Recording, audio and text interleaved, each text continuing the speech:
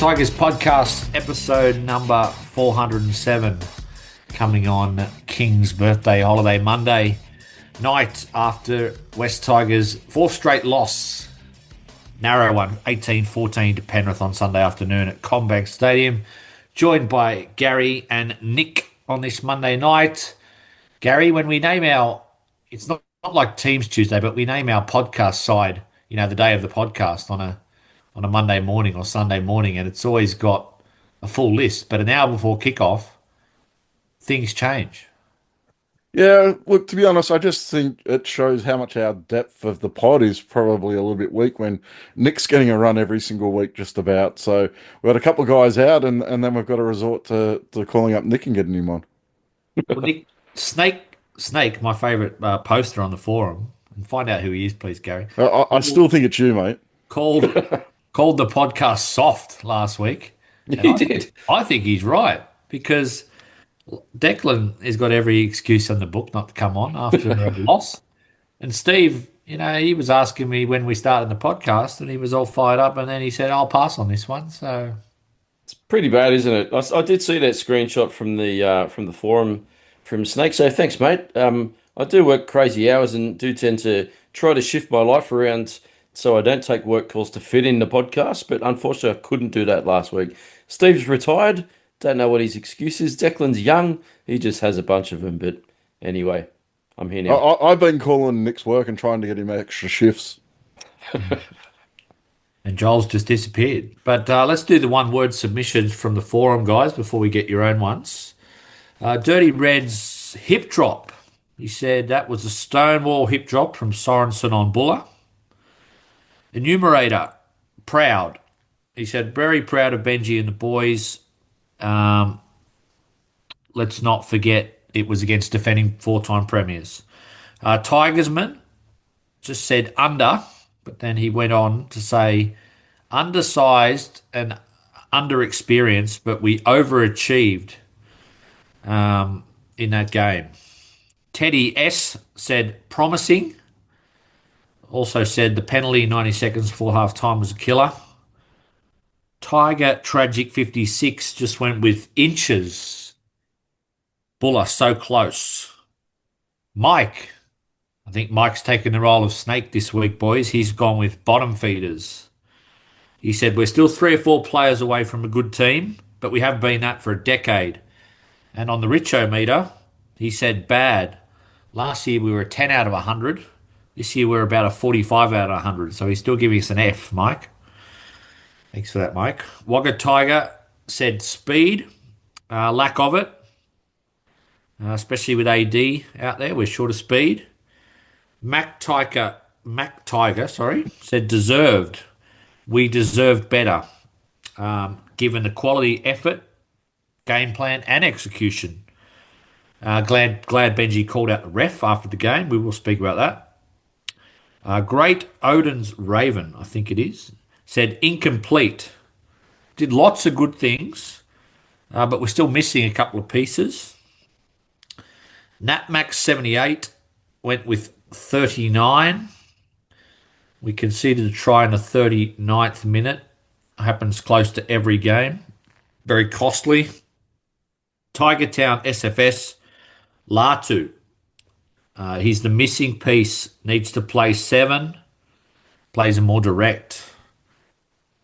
Spannerman said progress. Can compete. Proud of the performance.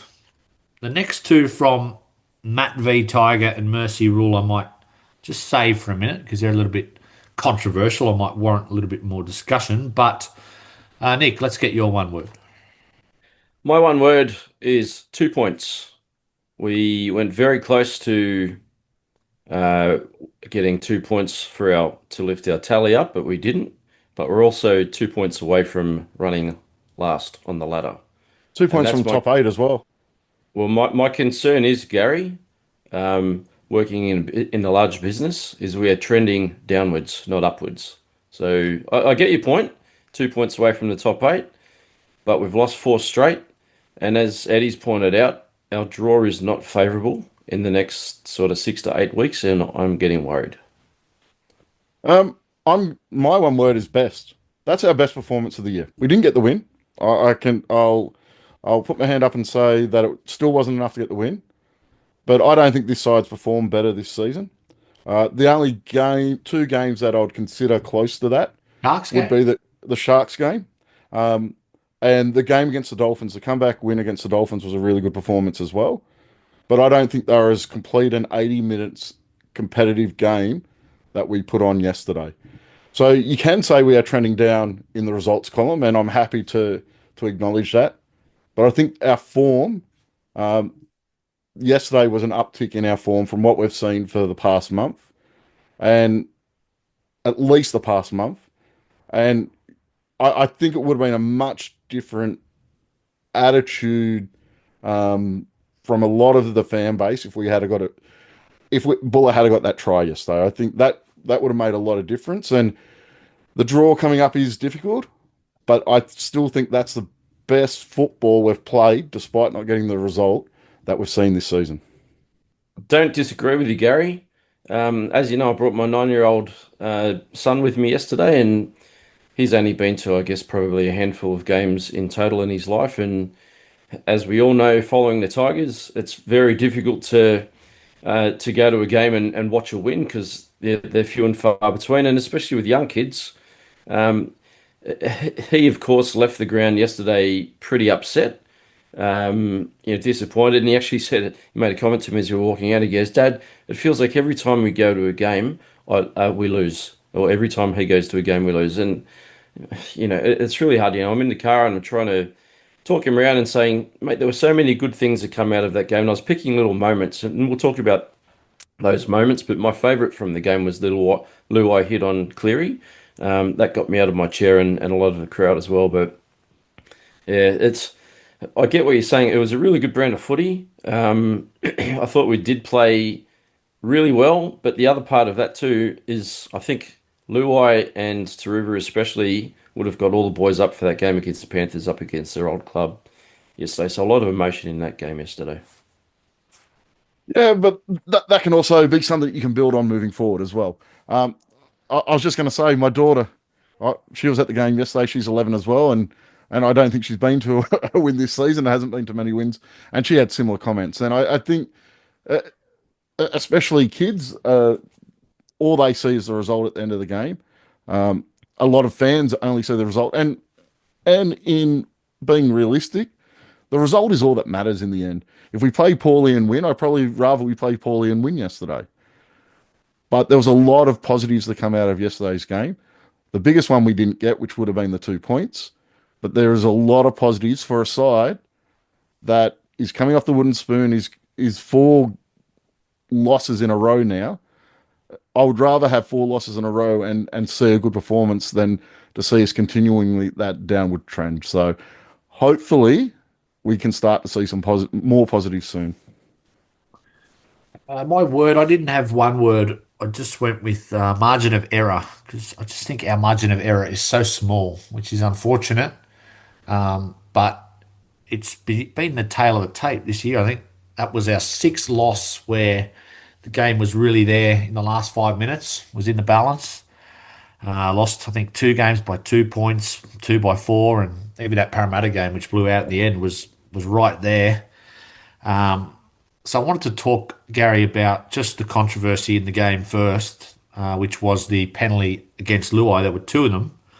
One for a late tackle on the kicker, which Penrith took the penalty goal right in front to go to 12-10 with about 20 minutes to go. And the second one was for a block on a bomb, which they subsequently got six again. And I believe they scored to go 18-10.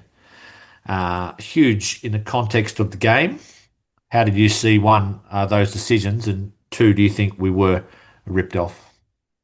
I'm not a person who sits after a game and blames referees for a loss. I do think the late tackle penalty was a very big momentum turner in the game, but we've got to overcome that. You've Those things are going to happen from time to time, and you have to overcome them. But I will talk about that decision. That's a disgraceful decision.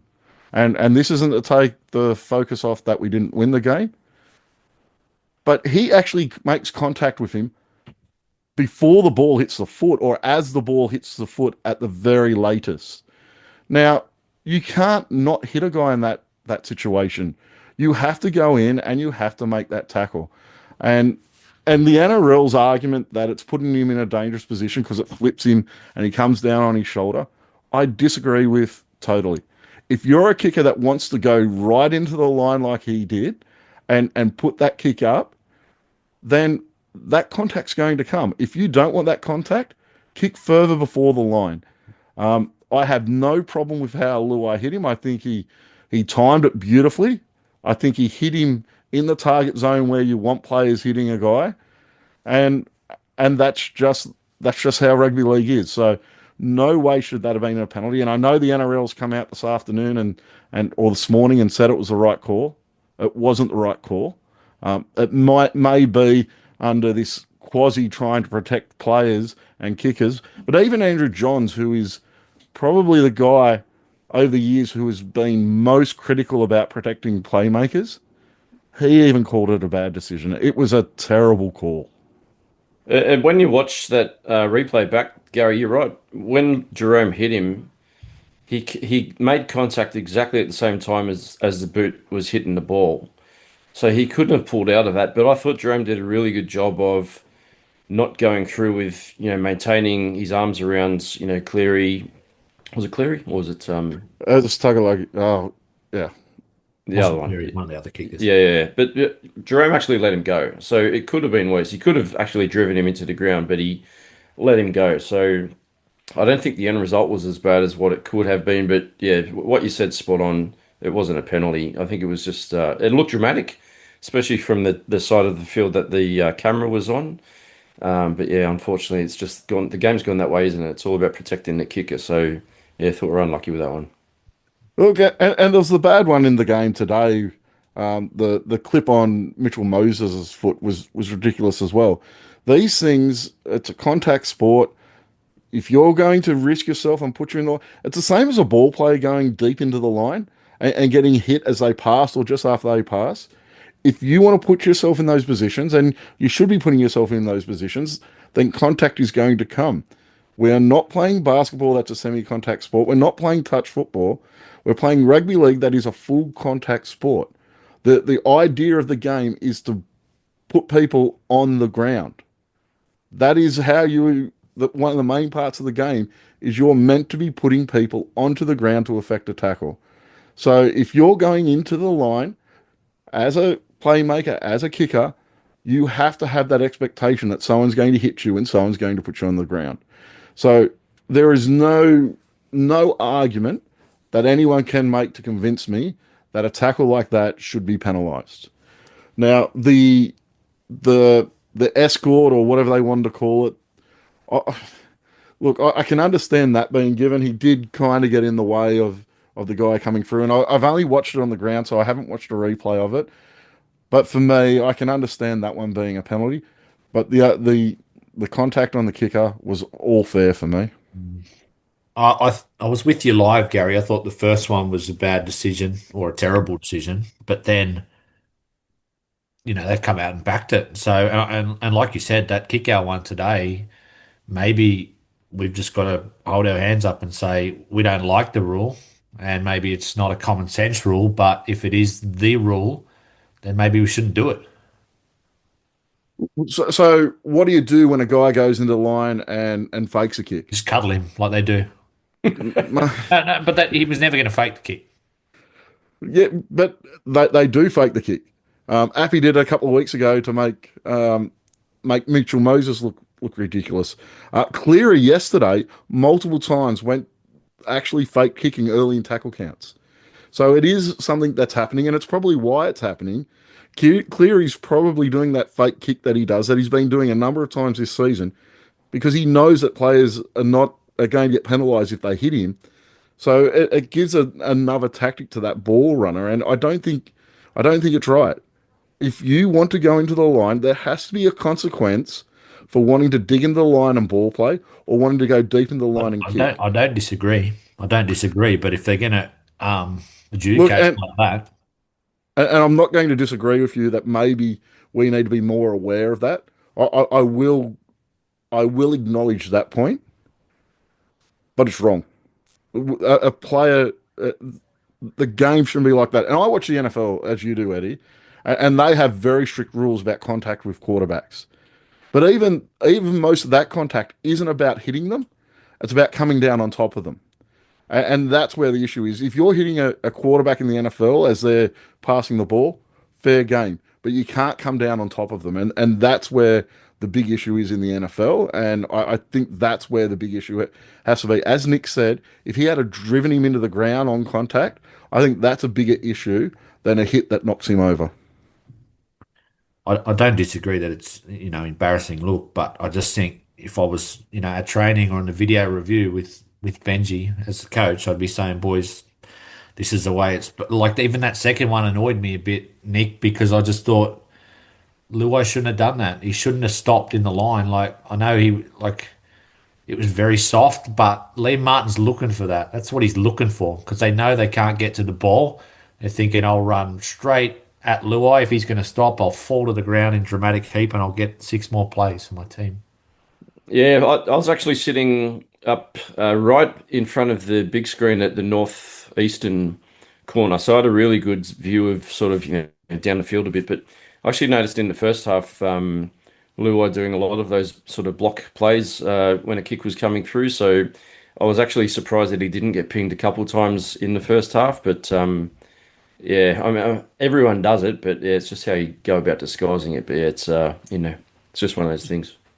Just goes back to my one word, which was three words, Gary, margin of error. Whereas I just at the moment we're not a good enough team to overcome a decision like that, and it becomes a talking point for a lot of the fans. And I have no problem at all with Benji coming out and having a crack at the referees because that's just coaching 101. You are putting a message into the NRL's or ref's head that we're not getting a fair go, and you're trying to get an advantage for next week. Coaches have been doing that for years. I used to get really angry at Jason Taylor and others that refused to do it because I thought they were giving up an advantage by doing it, even if they were right in not talking about the referees.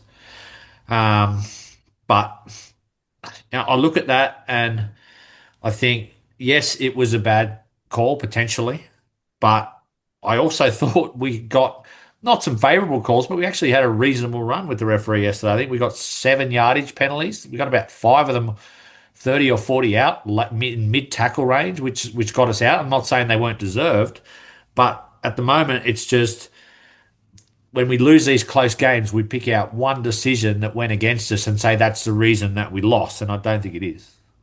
Yeah, I don't think it was the reason that we lost. I think the reason we lost that game was when we were coming over the top of Penrith, which for a number of years sides haven't been able to do. We were finishing on top of them. But what got them home yesterday, and it's got nothing to that those decisions swung momentum in the game, but we got momentum back. We got momentum back in that last 15 minutes, and we're by far the better team in the last 15 minutes and put ourselves in a position to win that game. And we would have won that game if it wasn't for the experienced players in that Penrith side. That tackle by Sorensen, and I know people are running around calling it a hip drop this afternoon, and by the letter of the law, it probably is a hip drop. But that's a desperation play, and and I'm not going to sit here and label that a hip drop and complain about that too much because I don't know what else you want a defender to do in those situations. The defender has to bring that player down by whatever means he can, and I don't have too much problems with that tackle that was made. But those little moments like that, that's why Penrith won that game yesterday. That their experienced players came up with the crucial decision and the crucial play at the crucial time to stop a side that was coming over the top of them, a side that was playing better football than them at that point, and they were able to stop us getting that win. And for me, the decision earlier swung momentum, but we got that back, and Penrith was able to stop us taking advantage of that. And for me, that was the difference in the game yesterday. Yeah, I thought Nathan Cleary was the difference, to be honest. Just the way he controlled the game, especially the second half. At the end of the game, I was watching, actually, when I got home, I watched a bit of the highlights, but I can't remember who it was, but they interviewed Nathan Cleary. He was having a chat with Terrell May, and Terrell May sort of was trying to exit the interview, but got called to stay in, and he said, "Oh, this guy was just kicking us into the corners, and we just couldn't get out of it." And I thought that just showed, that it was obviously acknowledged by the boys how well Cleary controlled that game. He just buried us. Like he's a quality halfback. I actually thought Jerome had a really good game at halfback, and I thought his kicking game was a little bit better than what I've seen in the past. And I actually thought he was complemented really well with Latu, and I know we'll get into that as well. Yeah, I was going to say, Nick, I actually thought I can make an argument that Luai slightly outpointed Cleary in that overall game yesterday. But those kicks towards the end of the game, Penrith's ability to pin us in our own end definitely was a difference maker in that game. And as I said, I think it's just that experience at the end, especially big game experience. And I know yesterday wasn't a big game for, well, I guess it was a big game for Penrith because if they had a loss, they would have been back in last place just about. So it was a fairly big game for Penrith, but they've got so many players who have that big game experience, like grand finals and state of origin, and they were able to deliver in those key moments where our guys probably just weren't able to do that at this point. I think any time that Ivan Cleary comes up against the West Tigers, it's a big game for Penrith, Gary.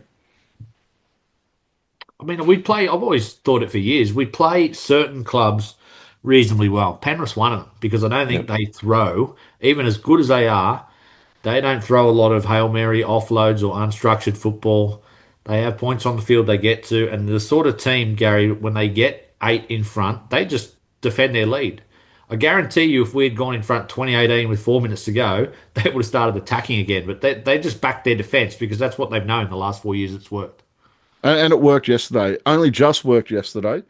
But that's what got them home in the end. But a lot of teams also don't come. We came very hard at them in that last 10 minutes, especially. So we were very close to getting that done, and it was a lot closer to us getting over the top of them than what I think they would have been comfortable with. We'll get into the individual performances and sort of attack and defence, but just the last point, Gary, on the referees. I don't want to get stuck on them because I do believe they have, even if they don't realise it, a subconscious bias against the bottom teams. And unfortunately, we've been at the bottom for over a decade. So we often do get the rough end of the pineapple. But if I were Benji, what I'd be saying in our walls would be different to what I say in a press conference.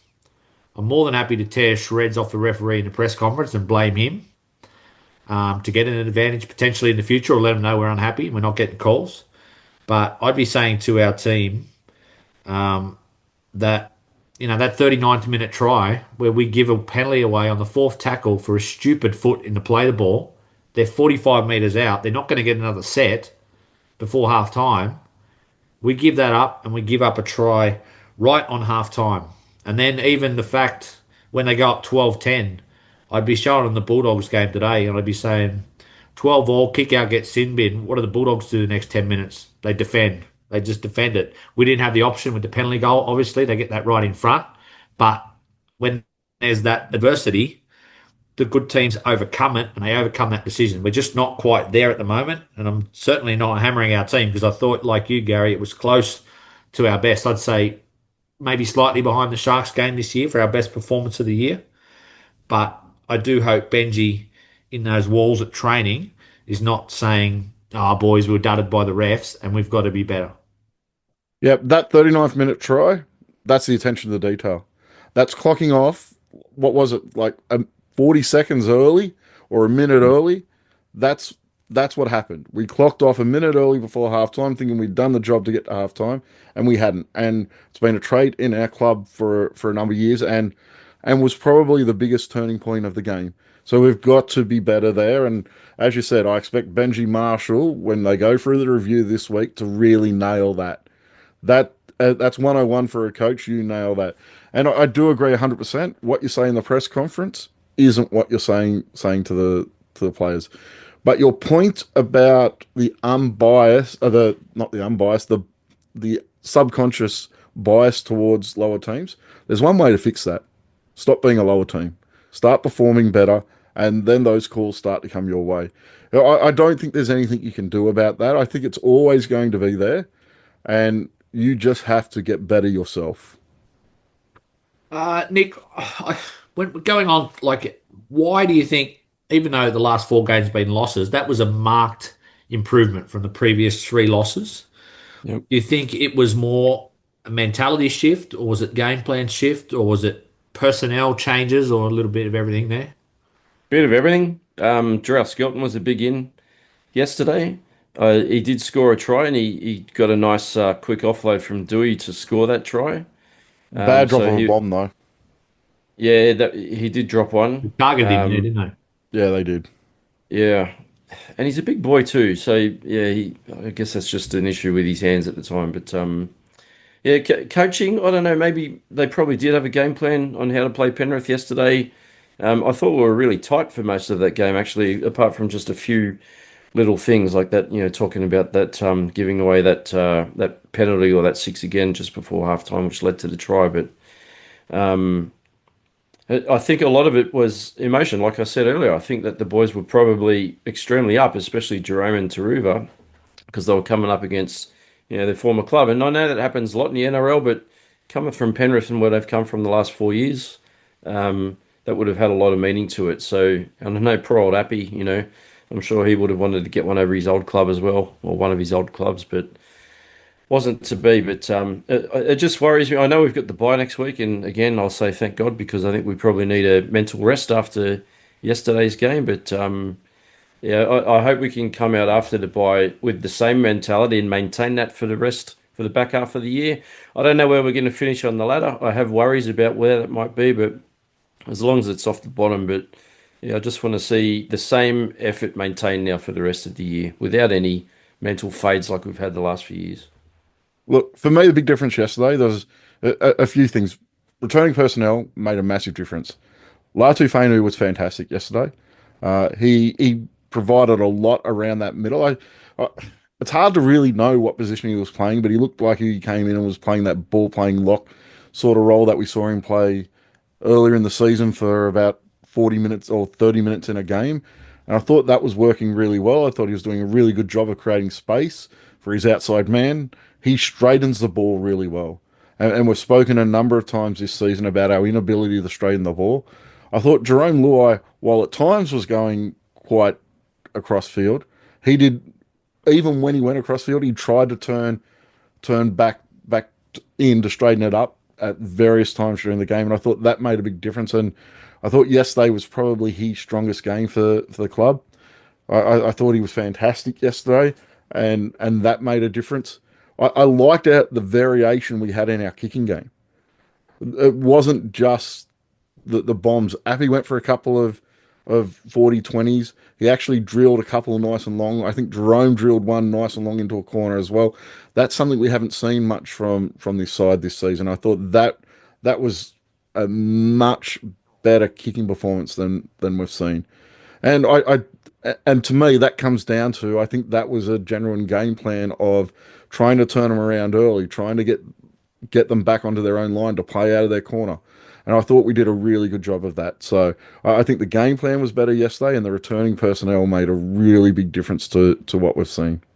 Just a quick one on Latu, Gary. Excuse me. I actually thought he looked really good for his first game back for a while. The thing I noticed difference wise with him and his predecessor Galvin, I felt like Latu does things a lot quicker than what Lockie does on the field. He does everything at speed. I think his footwork looks a lot quicker than Galvin. I know Galvin's a bit taller and lankier, but just his service once he got the ball, the decision that he was going to make, whether it was footwork or the pass just all seemed to happen a bit faster compared to Galvin. And I don't know whether I know good players make time seem to slow down. Maybe that's a thing with Galvin. And there's a definite difference in the style that they play. But I really liked what I saw from Lazio, and I'd really like to see him start in the halves with Jerome next game. I guess that means Heath would probably have to either go to the bench or back to Cup. But I think our preferred starting halves would be Jerome and Latu. Latu and Lockie are two very different players. I think Latu plays a lot straighter. If you watch Galvin play for the most part, he's running Grabs. on an angle. Yeah. Yeah, so he doesn't straighten the ball as much. I don't want to talk about that Dogs game. The little bit of time he was on today, he did straighten the ball quite well. But for Yeah. the most part, playing for us, he's been running on that 45-degree angle towards the corner post and trying to beat guys for the most part on the outside. It's not very often he would come back inside and try and beat a player. Where I think Latu has that slightly better footwork and is able to make a guy miss in a very different way to Galvin, who kind of powers through tackles. And it's a really big difference to how they play. And I'm not going. If I sit here and say that I can see the potential that Latu works better with Luai than Galvin, it will sound like it's just sour grapes because Galvin's no I longer won't. at the club. Not if you believe But that. I can because Luai has that trait of playing across field a bit more. Having a halves partner who plays a lot straighter like Latu does, I think will really benefit his game quite a bit. So I can see a real nice combination potentially building between them. So yeah, I think at this point I'm quite happy to see what Latu provides. And for mine, you mentioned Mason then. I, Mm. I was very up in the air after yesterday's game about what to do with him. Whether I would keep him in the halves and try and play Latu in a bit of a lock role that we've kind of seen from him. But really, I think he's at perfect 14. He's a guy that you can put out there, especially if you're chasing a few points, who's really dangerous, has great footwork. I don't think he's the best ball player, though he did throw some nice passes yesterday. But I think he's a guy you can inject into the game when you need a little bit of extra zip around the park, because Yeah. certainly provides that. Was he? He got 44 minutes yesterday, Gary Latu. Was it all in a role of ball playing lock, or was it more in a role of a halfback, or do you think sometimes they're interchangeable those? Yeah, if you have a look at how Penrith plays with Yo, you can argue at times he plays like a halfback, but he's also a guy that can punch up the field, and he spent most of his game yesterday punching up the field for Penrith. But you could play him as a halfback if you wanted, and sides that use that lock as a first receiver, they're taking on the role of what was traditionally that halfback role.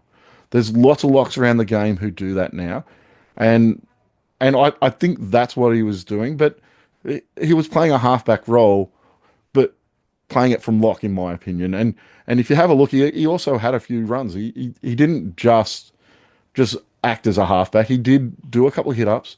So yeah, That's it's how he really plays. it He's is how he taken a few hit plays. ups in Yeah, games that he's played. Yeah, like that try that he scored at, was it at Leichhardt? yeah, it was, Uh, but he was playing in that ball playing lock role at that point in yeah. time as well. So, um, Yep. but Does Gary, does go he for it, start Eddie. at 7 straight after the bye for you? I think I I like him. yesterday. I mean, he's good in that lock role, but you can't play him there because he's just going to have to make 40 tackles, and I just don't see that as sustainable. Yesterday, I would have said no, Eddie. Yesterday, Yeah. I would have said Heath Mason's playing well enough that he doesn't deserve to have that six taken off him, and I would have played Latu off the bench and had him kind of do that lock role that we've seen.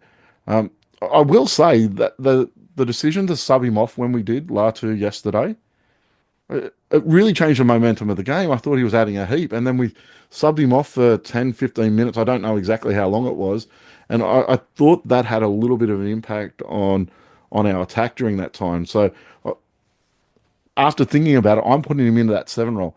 The one the one question I do have about that, and it comes back to the fact that we did sub him off yesterday, is he's had a lot of hamstring injuries, and we saw early last year where he was on a minute restriction, and the way we kind of played him yesterday makes me wonder if there's a little bit of a minute restriction on him as he comes back from this hamstring issue now. So if he doesn't have a restriction on the amount of time that he's allowed to play, then I'm putting him into that halfback role. If he does, I'm probably playing him off the bench in a similar role that we saw from him yesterday. Just on Luai, Nick, I think his short kicking game's excellent. It's probably been underutilized this year. He's set up a Yep. lovely try for Toa. I think it was our Off first his try. off his right Um, foot.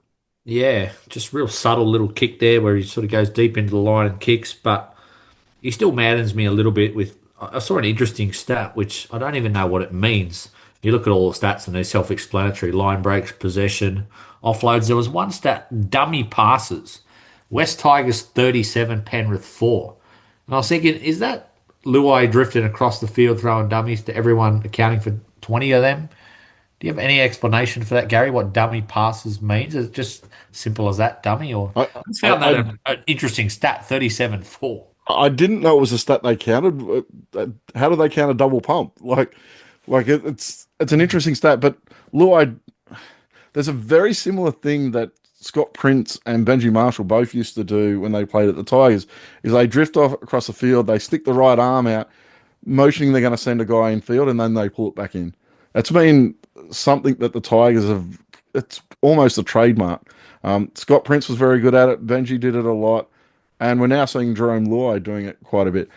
What I do like when he does do it is when he looks to drop that second rower back inside with it, and then while going, and then he straightens and creates that extra space for the center outside him. I think it is something that can work. But yeah, he would have accounted for about four.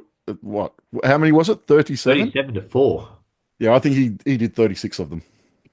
Just stay with the outside backs, come to the forwards. I thought the two wingers were excellent. Skelton on return and Taruva. Um, Adam Dewey, Nick, I had a problem with his performance yesterday. Not his effort, because I think defensively he's been really sound this year, was probably a question mark.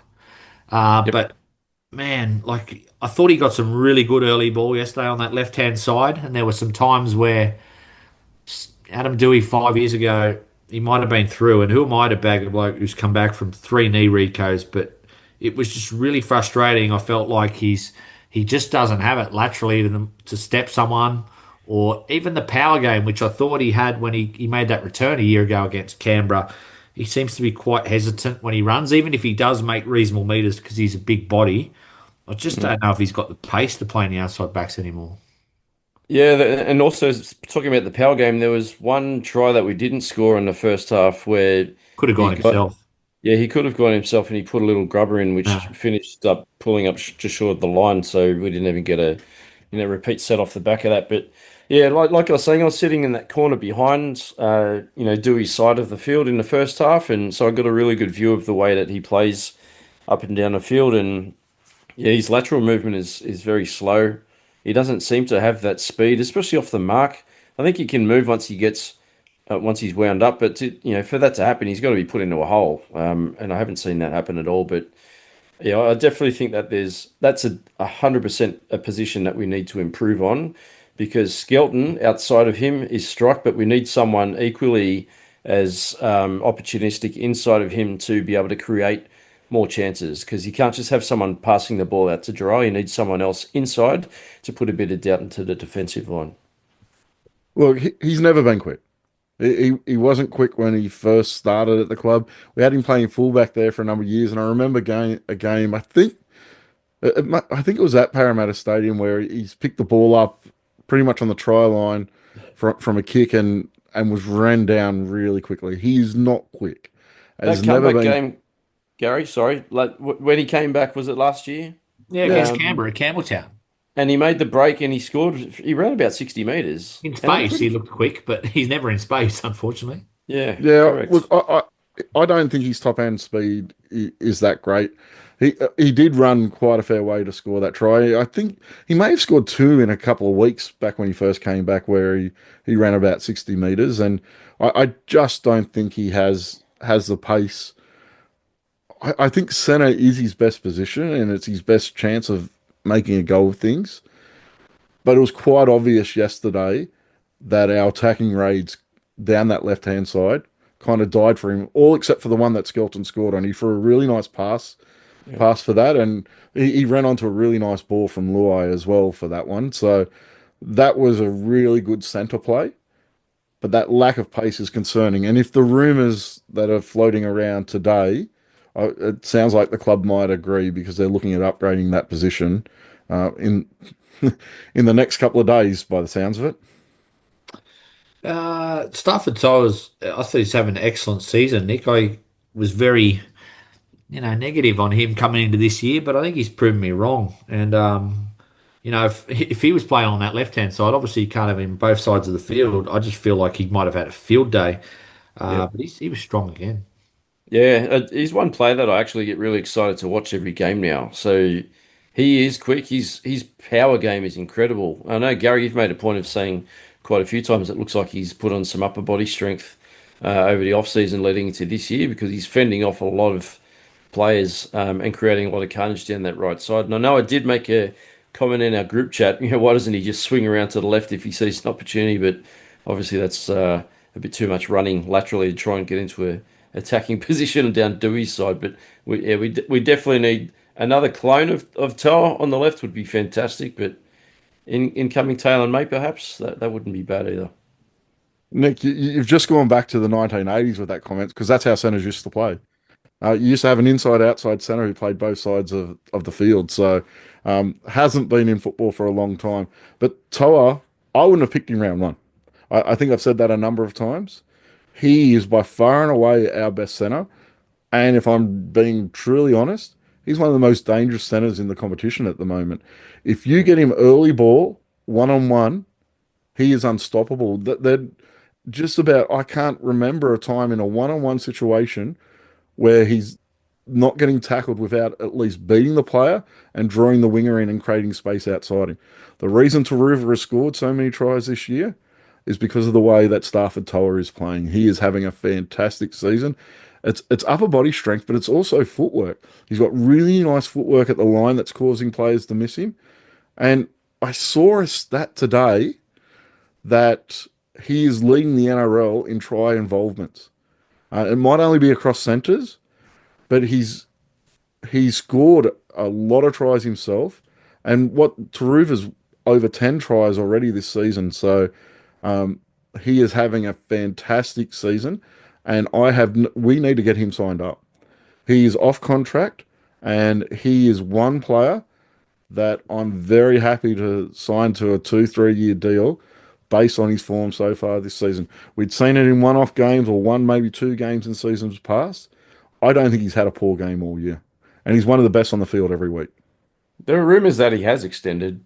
I've heard rumors, but I haven't heard anything officially, so I don't know Yeah, what's going on there. there were rumors, and I think it was in the papers that he had extended, he'd signed an extension, and then he tweeted that they were just rumors. Rumors, yeah. Um, I've heard that it's very close to being done, so hopefully we get an announcement about that soon because I think he has made one of those center positions his own.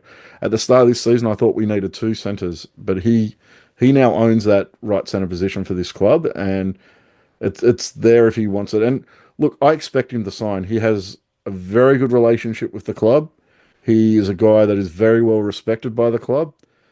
He's a guy that's very well respected by Benji Marshall. Benji has a lot of faith in him, and I believe he has a genuine desire to stay at the club. So I think we'll hear an announcement on that fairly soon. I don't think there'll be an issue with his re-signing. Doreen Buller, Nick, another solid game. I think he's been excellent this year. I think outside of Terrell May, I'd probably say he's been our best across the season. I know Taruva and Toa would be close off the top of my head. I still think there's more in him though. I know he's not one of those guys who's going to put up Dylan Edwards stats or even, you look at Charles Nickel Cookstad is that his name, whatever his name is. Block. Something like Guys that. that Clock put stop, up yeah. 250, 300 meters. He's not going to be that sort of player. But I do think there are times where he can demand a little bit more ball and attack or be a little bit better with his ball playing. He's very classy, and I just think sometimes he glides through games, and there are probably one or two things. I just think he can be a little bit busier still than what he is. He does look like he glides through games, and I think he actually does physically glide through games. That's just the way that he moves. He's just a silky player. But we've talked about on previous pods, even a couple of months ago, that Bullard to us, I know definitely to me looks like he's gone up a level from last season. I think he does have another level or more in him. But I think honestly the reason why he looks better this year compared to last year is the cattle around him has improved. He's got a few more attacking options with him to make it his job a little bit easier. But yeah, he could probably go looking for opportunities a little bit more than what he does. But I think he's doing a pretty good job. I think if we can find a good solution around that lock, and maybe the additional back rower leading into next season. If we can't get it for this year, I think that's going to help him as well, just with some additional options as well as another strike centre, which we're talking about too. But I love watching Buller.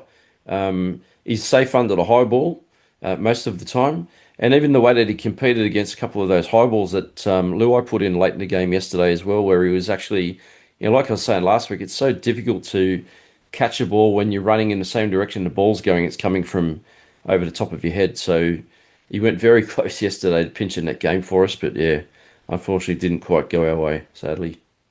Look, for me, and I'm not having a go at you, Eddie, but I think sometimes that sort of criticism comes for him because he makes everything look so easy. Like everything he does, he looks like he's doing it at half pace. That in reality, he's not. He is extremely dangerous every time he gets his hands on the ball. His footwork at the line now, that left foot step he has is incredibly dangerous. And if you're watching a game, there's multiple times, even yesterday, where he's just about breaking through and he's just not quite getting there. He's having a fantastic season. I'm incredibly happy with how he's playing at the moment and what he's adding to our team. I think he had a little bit of a down year last year, but we spoke about that a lot of times. I think he's gone to another level this year, and over the next couple of years, he's going to be one of our best players. And you mentioned Terrell May, like we're running a Player of the Year award, which Terrell May is leading. Bullett's 2 points behind him on that. And I think after his performance yesterday, he'll probably take the lead in that competition in that voting this week. So he is having a fantastic season. Is Buller the $800,000 fullback yet? What's he on at the Oh, moment? I thought he's on close to that at the moment, isn't he? Or a deal that goes in that yeah, direction. there's an option in the last year of his deal, and it's a mutual option, and and it's a bit different to most mutual options. This option has an option that the club can take up. If the club takes it up, at about 900,000. He has an option in that contract as well that he can take up that's around the 800 mark. So depending on who kind of blinks first and The decides to take up answer to that, that, Nick, sorry, Gary, the answer to that is yes, he is the way he's yeah, playing. Yeah. He is an Yep. $900,000. And Gary, like I think I said to you on the chat, take it as a backhanded compliment. I know people will say, oh, he's hating on Buller again, but I just think he's got more in him. And that's a compliment. I think he's been a 7 out of 10 every week at least, sometimes an 8 or a 9. And I just think sometimes he could just demand a little bit more ball because when I see those stats, sometimes 100 metres, I think he could be a few more involvements. And I'm not talking about the dirty runs out of your back end because he's going to pass that off to the winger, which is fair. But just in the not necessarily the red zone, but the opposition half. Let's go to the forward pack. Gary, it was a bit of a patchwork pack yesterday. I thought they did an outstanding job. We often talk about losing contact or losing collision and physicality. But Penrith really struggled to get out of their own end. And I just thought full credit to that pack as a whole. Missing Alex Twal, missing Fanua Pole yesterday. We're very worried about that pack, the way it rolled out. But I thought they did an excellent job. yeah, I thought Sione moving into the starting lineup, I thought he was fantastic yesterday, and I'm really pleased with how he's playing this season. Terrell May is just Terrell May. I thought Tony Suka had a fantastic game yesterday. Uh, a young guy who hasn't a lot of experience, but I, I think he's kind of got that right edge second row spot. I think he's our best option there at the moment moving forward. So I thought there was a lot to be really happy about yesterday. And for large chunks of that game, we were winning the territorial game. So Penrith was kicking from inside their 40, and we were getting up to halfway and beyond on a lot of our sets for big chunks of that game. And that's not something we often see from the club. And really interestingly, is I've spoken all year about how we're a slow starting team. And and if you watch us in most games in that first 20 minutes, we're kicking from inside our 40 constantly. Well, the other team's getting out to their 50. The first 20 minutes yesterday, I thought we are doing really well in that territorial game. So that was really pleasing to see yesterday. I thought it was a great effort from that bits and pieces kind of forward pack we put out there. And one player, Gary, that you spoke about looking forward to watching in his return game Kit Lalali didn't even get on the field. Look, I saw a lot of people kind of really disappointed in that and really questioning that Not that decision. unusual these days. And especially when you got a guy like Terrell May who didn't play 80 minutes yesterday, but it would have been over 70, somewhere between 70 and 75 without looking at 75. Yeah. without looking at the stats. When you have a front rower who's taking up that much time, sometimes there's not going to be a way to get someone like Kit onto the field. And I think that's all that sort of happened yesterday, is there just wasn't a way to get him on because you've got to get Sione his minutes. You've got to get so it's a lot of work to kind of get the guys the amount of time that you need to get out of them, and sometimes someone's going to miss out, and that happened yesterday. So I don't have a major problem Suppose with maybe Kit their not getting up argument, there. Gary, was that maybe he could have got the 25 minutes that Charlie Murray got. Maybe they were a little bit surprised by that because you look at the way Kit runs. I saw a bit of the Magpies game today, 5 or 10 minutes. He was running like an express train. I love how Kit runs the ball, and I think you get a couple of things from Kit, and one of them is probably not a positive. He runs the ball incredibly hard. He's that high impact type front rower, but he's also a short, stocky guy. So he's a very hard guy to tackle without creeping up a little bit high on him. So I think he's a guy that is going to draw a lot of penalties, and which isn't a great thing in a day where they're very conscious around head knocks. But I think he's a guy that adds a lot to your team. He'll get out there and yeah, Charlie Murray I thought had a decent game, but yeah, you're definitely right. He probably could have got a little bit of that time. Anyone else we want to talk about, boys, from the game? I'm just looking at my notes here. I can't see anyone else I've written down. Let's talk about Kai Pearce-Paul, though, because I don't think we've done a podcast since he's officially signed. 3-year deal from 2026. Played 35 games for Newcastle. Not sure how much he's been signed for, but I've been watching him, I'd say, semi-closely the last 6 weeks, Nick. I'm not Same. glued to the television when the Knights play because they're not a great side to watch, but he has impressed me. And it's not that he's consistent, but he's certainly talented. And he's had his moments, even in the last few games. Yeah, I agree, and I've been the same. Any time a player gets, Sammy mentioned against or with the potentiality of coming to West Tigers, I kind of keep an eye on him and their side and how they go. But I like the way he plays. He's quick. He runs the ball very hard. He's got a good passing game as well. I think he'll fit in very well down that edge. If we can get Taylor May as well, or someone of that sort of ilk outside of him, that potentially sets up for that dangerous combination down that edge that we don't have now. So that could well fill a hole or plug a gap that I know Gary's been talking about that we've been lacking, and I can definitely see it on the field, especially when you sit behind the post. I know Eddie's. You've said before that you like sitting behind the post when you go to games. You really get a different perspective on the way teams play, and I you don't like definitely sitting miss. behind the post, but I don't get those invites that Steve gets up to the corporate boxes, Nick. Yeah, I'm pretty much the same actually. I've had a few photos from Steve and Gary up in the corporate boxes while I'm Oh, down with what the about blokes. Steve in the dressing sheds yesterday? Did you get those Is photos? that before the game or after the game? It was after the game. Oh, Yeah, photo with Benji on his way to dinner with Benji. I think he was half his Benji life. would have been thrilled about that.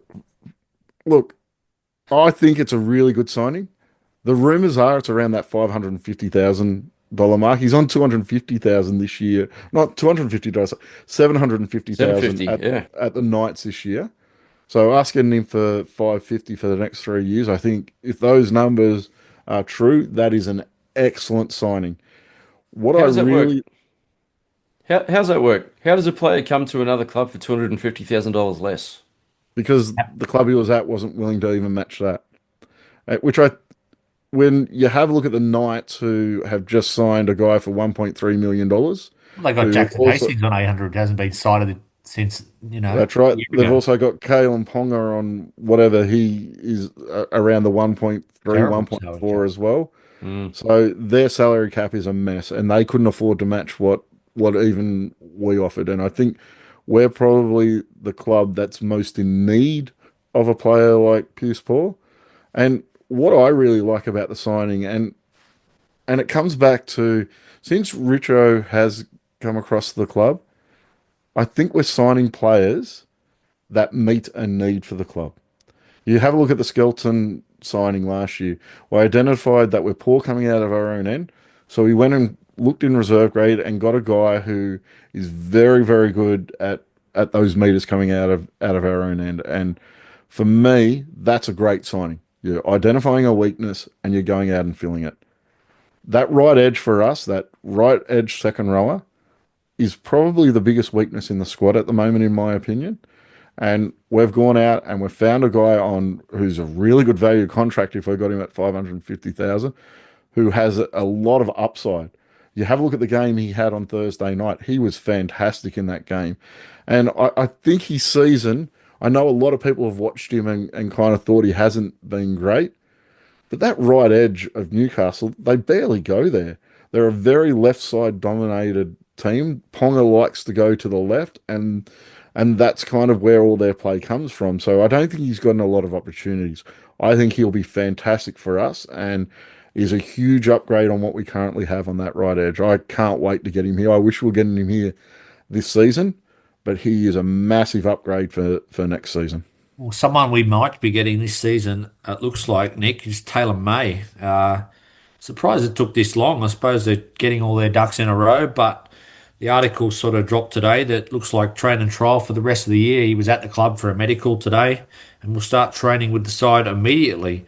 I just think, it sounds a bit blasé for me to say it's a no-brainer, given he's had a very checkered past.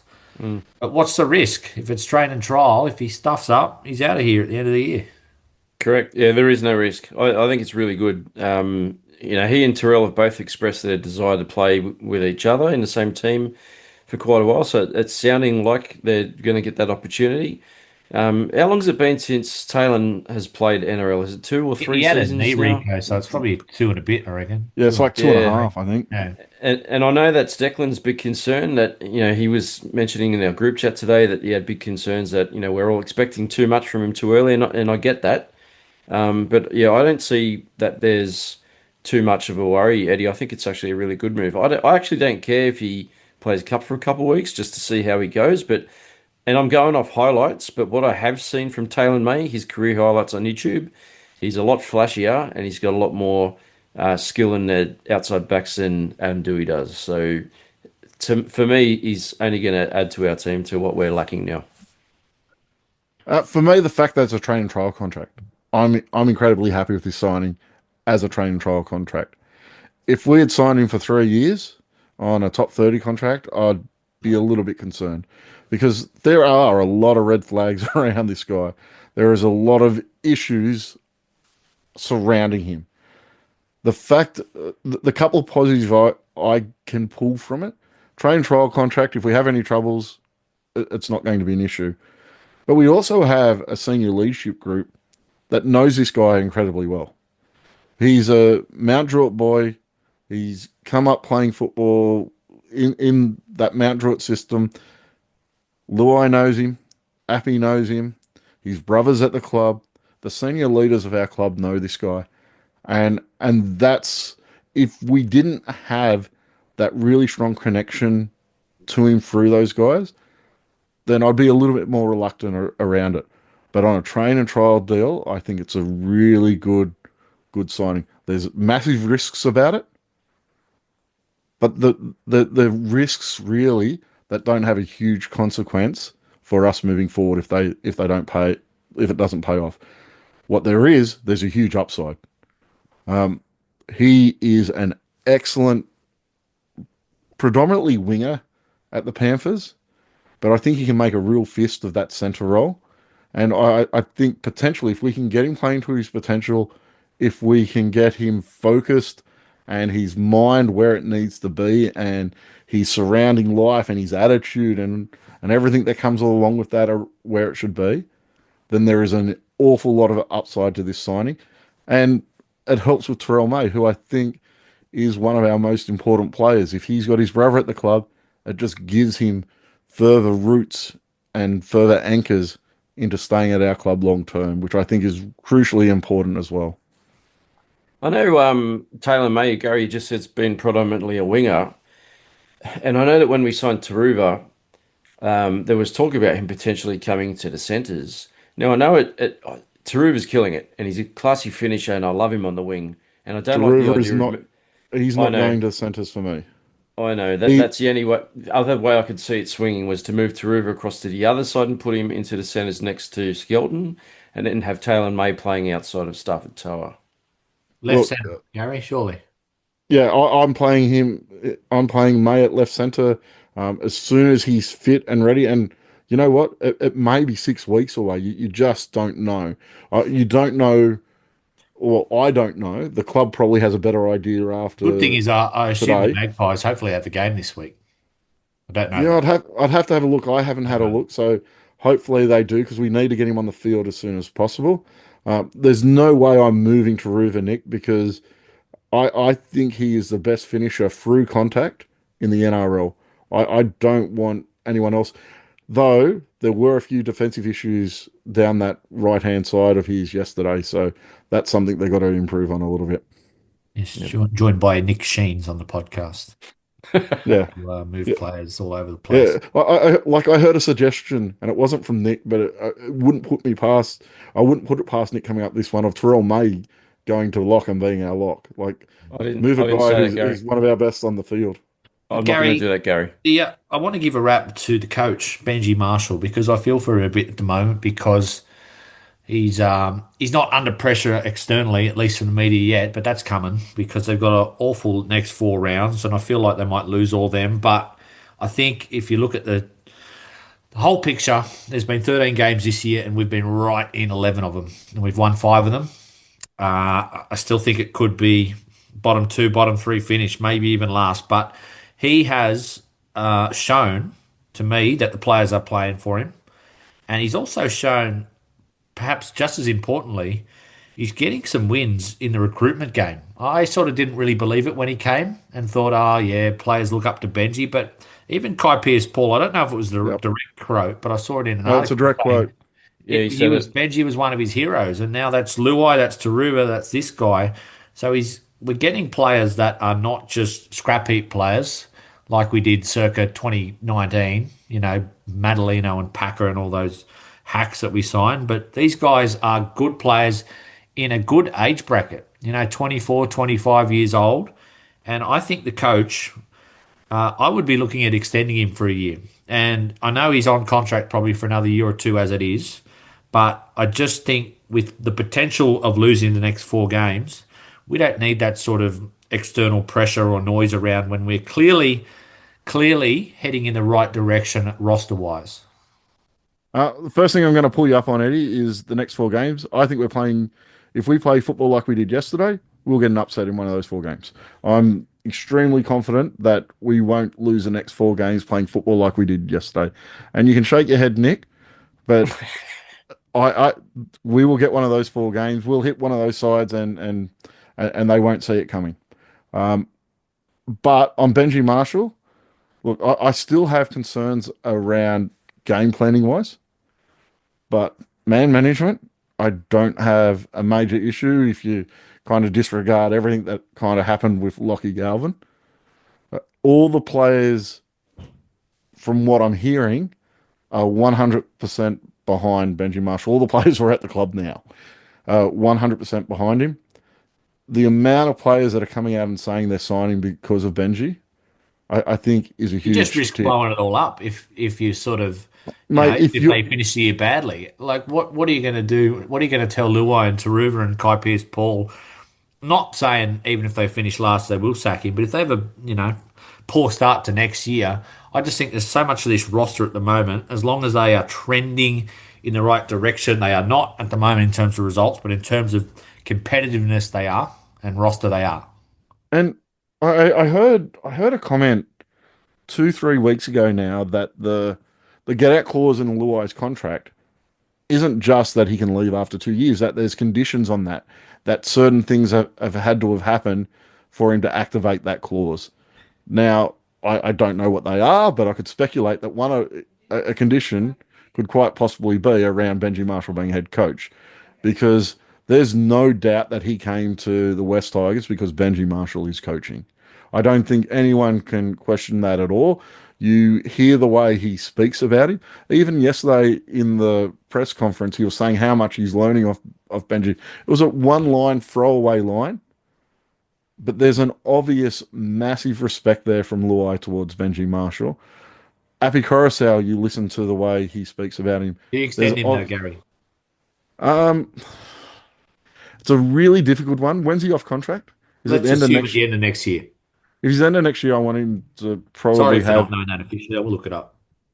I, I probably do want him here for 2027. I still have my doubts around that technical side of his coaching and some doubts around some of his choices about who to bring in to support him. I'd like someone experienced in supporting him. I think that could make a lot of difference. But the obvious respect that players have for him. The other thing I really like is you listen to him in press conferences and the amount of times he defends his players, like, and not defends them so much, shields them. There was a question Luai was asked yesterday, and Luai gave a little bit of an answer from it, and Benji turns around and goes, "What he was trying to say was no comment."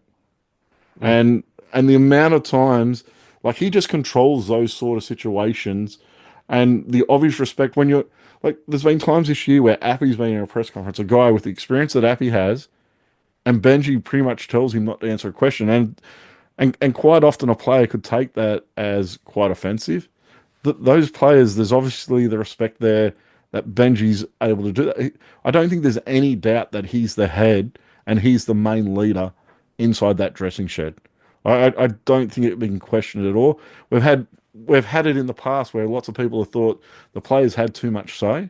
I don't think there's any doubt that Benji Marshall is that alpha male who in that dressing room. And so he has all that going for him. I am still just a little bit worried about the game planning side of things. But if we play like we did yesterday, um, even if we don't get a win in the next 4 weeks and we play a similar style of football that we did yesterday, then yeah, I'm very happy to have him coaching here for a number of years yet. Do you see improvements in Benji's coaching from last year? Because I do. And Massively. it's only his second year. So what I've looked up, Eddie, 2027. So if he's around for the next Yeah, two seasons, 5 year I deal at think the end of 22. So Yeah, that's the I next would be seasons extending him after yet. next. So maybe there's no need to. I think it's a good I, tenure. I just think it's the this roster is tied to him for better or for Yep. worse, and I just don't see the point in potentially blowing that up in a year or so. And Nick's comment about do I see a better coach this year than or improvements from him from last year? There's massive differences. I Yep. thought last year, and and and I know he's still doing it, but a lot that getting in and training with the boys, I think it was all a little bit too close and all a little bit matey last year. I I, I think he was probably a little bit too easy on the players last year. I think a big difference you can see is the training camp last year in the preseason. They went to Christchurch or Wellington or somewhere in New Zealand and they went jet boating. This year they went up and they did an army camp. The players that came back overweight in the off season, they all received a consequence for that. They had to front the board. I there's been other players who have had fitness issues during this season, and there's been consequences surrounding those fitness issues this season. And for me, it shows a much tougher, a much stricter, and a better leader for what we need at this club. We're talking about trying to change the culture of this club and trying to set standards.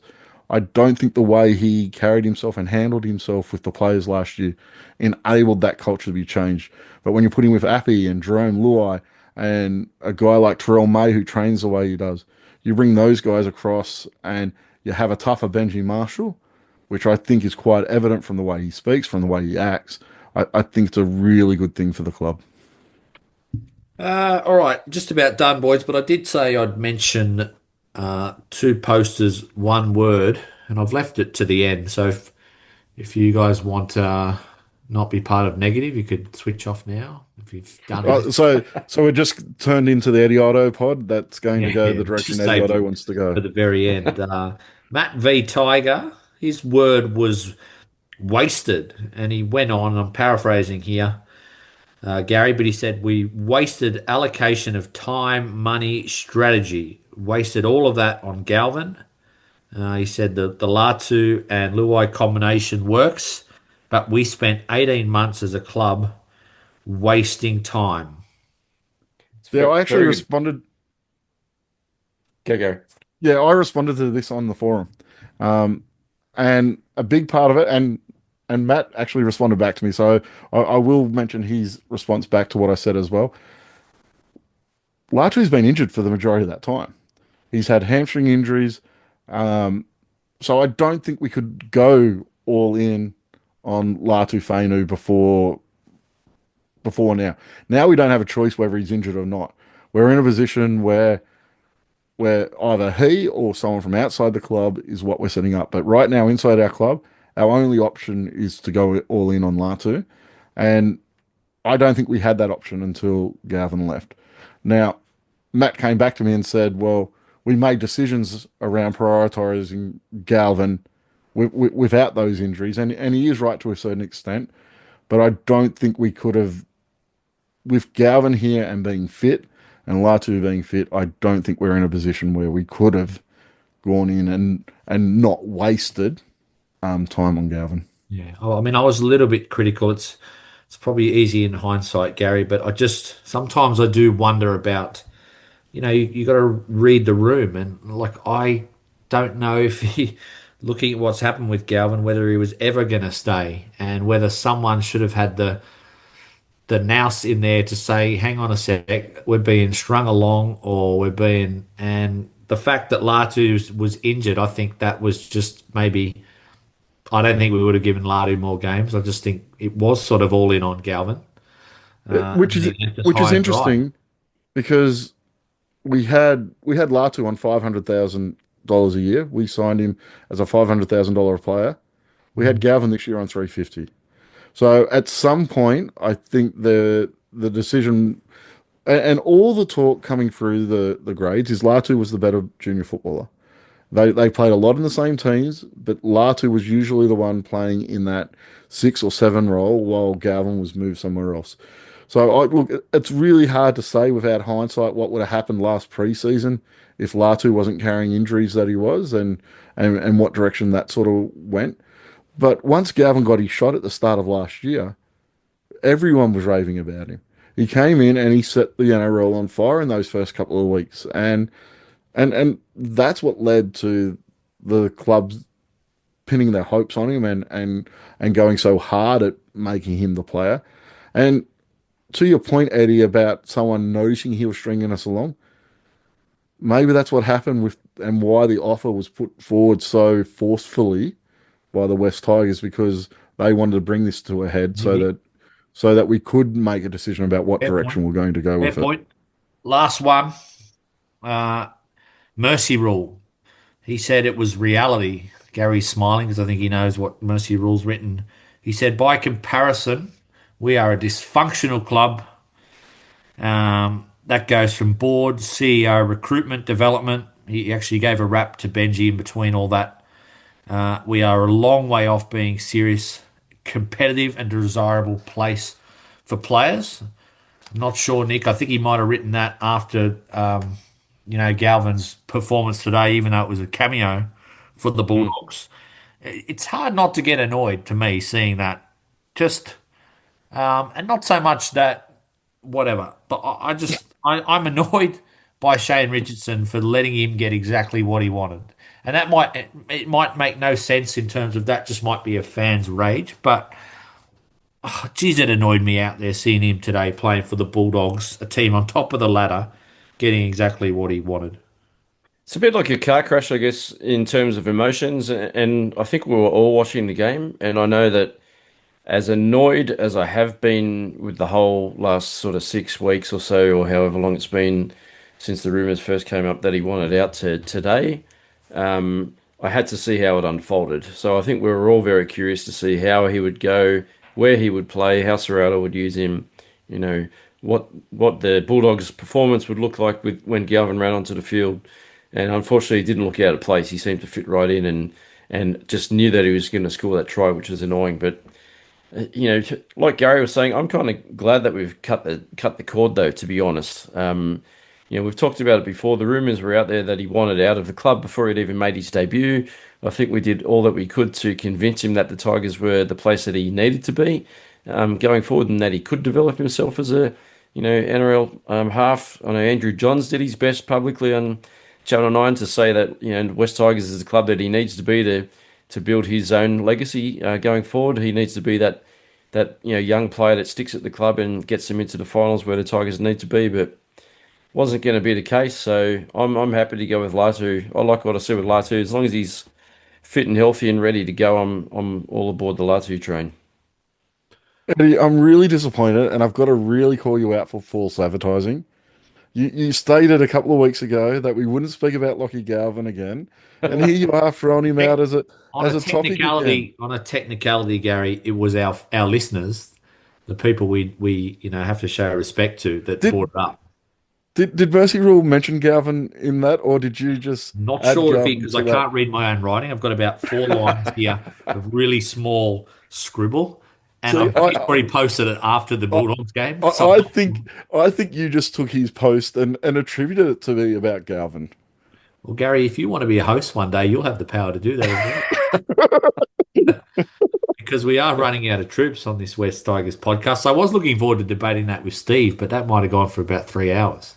So I was probably lucky that he wasn't on tonight. So apologies to West Tigers podcast listeners for the last 7 minutes. But unfortunately, I'm the host, so I'm going to talk about what I want to talk about. So if you're not happy, you can write like Snake did. You can call us any name under the sun, and I'd be happy to read it out on the next podcast, Gary. Yeah, I will give you that, Eddie. You won't hide from criticism, so I have no doubt if someone wants to go on there and bag you out, you will quite happily even mention it on the pod. How'd you go yesterday with Fanua Pole, Gary, at the ambush function? Look, I have to say he was fantastic. Um, Really interesting. My Spoke to him about his injury. I think Benji Marshall kind of gave away my scoop a little bit in the press conference, but he said the knee injury is well ahead of schedule, that it's progressing really quickly, much quicker than they expected, and that he's looking like a fair chance of being back after the bye. I also asked him about how Sione would go with the extra responsibility of going into the starting lineup. And I really liked his answer because it showed a real insight into his game. He spoke about how they are very similar players, but Sione is a much better defender. And the big criticism I've had of Fanua's game throughout his career so far has been those deficiencies in defence. And I was really pleased to hear him, without prompting him, highlight that himself. So hopefully that's an area of his game he is working on. And he spoke very highly of Terrell May. A lot of respect there. And I can see Fanua developing into a really strong leader. The other interesting comment was, and it kind of ties into Taylor May coming to the club, is we spoke about the number of brothers that we had at the club and whether he's trying to get his brother to come across from the Melbourne Storm and join us at the West Tigers. And he said, yeah, it's something he's been working on for quite a while now. So, yeah, it was a very interesting chat. He was fantastic. Well, we saw Fanua give his brother his hand-me-downs during the off-season. His brother was sitting down there in Melbourne with his West Tigers training kit on, so Yeah, he's halfway didn't there. Declan get excited when we saw those pictures? He did. Speaking of, Debate. speaking of Melbourne, before we go, I mean, Gary, we've gone big 400 and whatever podcasts. What would they talk about on a Melbourne Storm podcast? Like, honestly, would it be that boring or would it be that good? Because they just, what do you say? Oh, we won again, but I mean, seriously, Yeah, yeah, I was yeah, thinking about it. this time we scored most of our tries down the left-hand side. Look, I will say I enjoy a winning pod much more than a losing pod. I love to dissect how we scored our tries. So I could handle it, but without the bad times, you don't appreciate the good times. It's another cliche, Gary, but it's not a bad I, one. I don't use cliches, Yeah. Eddie. Thank you, boys. Apparently We'll be not. back for the midweek pod, whenever that is, Wednesday or Thursday. So hopefully, Will Declan make an Steve appearance on that one? or Declan, we'll see. I'm not sure. They'll be in the extended bench, though, Nick, so they'll be named. Yeah, way down on the extended. Number 23. Thanks, boys. Thanks, boys. Thanks, fellas.